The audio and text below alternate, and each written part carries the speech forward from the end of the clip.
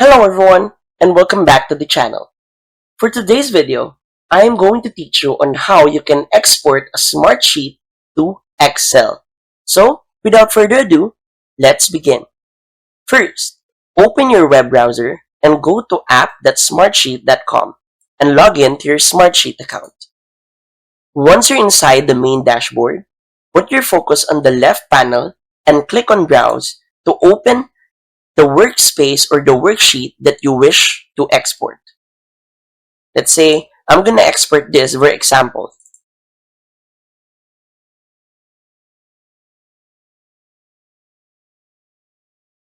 Now, the next thing that we need to do is to go to the top left and click on File.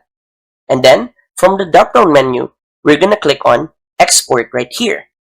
And then, Smartsheet will give us a few options, but we're going to click on Export to Microsoft Excel. After that, as you can see, the download is complete. To check, simply click on it to open.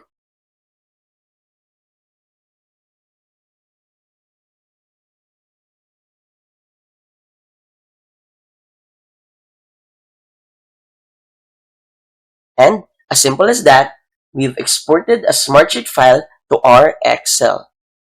And that's it.